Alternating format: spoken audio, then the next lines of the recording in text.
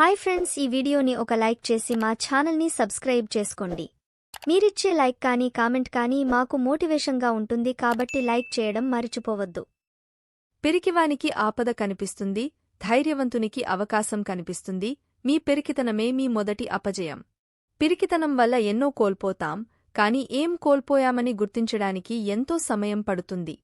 ప్రతిదానికి భయపడడం వల్ల విజయం దూరమైపోతుంది. పిరికితనం మనిషిని నిర్వీర్యం చేస్తుంది, అదే ఆత్మవిశ్వాసం మనిషిని విజయంపథంలో నడిపిస్తుంది. ఇది చెప్పింది మేము కాదు, యువతకు మార్గదర్శకుడైన స్వామి వివేకానంద. పరిస్థితులకు తగ్గట్టు తగ్గి ఉండడం మంచిదే, అలా అని ప్రతి సందర్భంలోనూ అలా తగ్గే ఉంటే మీకు తెలియకుండా ఎంతో కోల్పోతారు. కురుక్షేత్ర యుద్ధంలో శ్రీకృష్ణుడు కూడా అర్జునుడిలో ధైర్యాన్ని నింపేందుకు ఎంతో ప్రయత్నించాడు. అధైర్యాన్ని వదలాలని, పిరికితనం తగదని చెప్పాడు. నీచమైన హృదయాలకే ఇలాంటి పిరికితనం ఉంటుందని అన్నారు. గీతలోని సందేశం పిరికితనాన్ని వదిలిపెట్టి ధైర్యంగా అడుగువేయాలని, పరిస్థితులు ఎదురైతే పోరాడాలి తప్ప పారిపోకూడదు. ఎంత కష్టమైనా లేచి నిలబడాలే తప్ప కులబడిపోకూడదు. ఏదైనా పని చేసినప్పుడు పిరికితనాన్ని పూర్తిగా వదిలి చూడండి. మీకే తెలుస్తుంది విజయం ఎంత వేగంగా మీ చేరువకు వస్తుందో. కష్టాలను చూసి పారిపోవడం మొదలుపెడితే ఆ కష్టం మీ వెంటే వస్తుంది.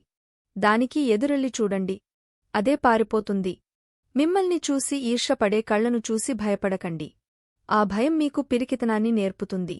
అదే ధైర్యంగా ఉండి చూడండి, మీకు గెలవడం అలవాటవుతుంది.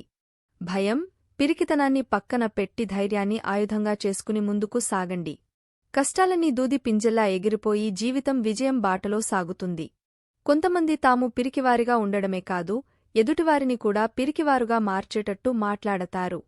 మన నుంచి వచ్చే ప్రతి ఆలోచన మరో మనిషికి వెలుగు చూపించేదిగా ఉండాలి, కానీ చీకట్లోకి నెట్టేసేదిగా ఉండకూడదు. ఎదుటివారితో ఎప్పుడూ పిరికి మాటలు మాట్లాడకండి. అలాగే వారు చెప్పే పిరికి మాటలు కూడా వినకండి. అవి మన జీవిత గమనానికి పెద్ద ఆటంకాలను కలిగిస్తాయి. ఎదుటివారికి పిరికితనం నూరిపోస్తే మీరు పిరికి సంఘానికి నాయకులుగా మారిపోతారు. అంతకన్నా సాధించేది ఏం లేదు. మీ పిరికితనం మీ అపజయానికి పునాది వేస్తుంది. మీ ధైర్యం మీ గెలుపుకు మొదటి మెట్టుగా మారుతుంది. మీ విజయం కోసం మొదటి అడుగు కాదు, చివరి అడుగు కూడా మీదే. అయితే అన్ని భయాలు పిరికితనం అనుకోకూడదు. కొన్ని భయాల వెనక బాధ్యతలు కూడా ముడిపడి ఉంటాయి. ఆ బాధ్యతల కోసం ఓర్పుగా ఉండాల్సి వస్తుంది. కొన్నిసార్లు ఆ ఓర్పు పిరికితనలా కనిపించవచ్చు. కాని అలాంటి ఓర్పు, సహనం అవసరం కూడా. అలా అని పూర్తిగా పిరికిగా మారిపోకండి.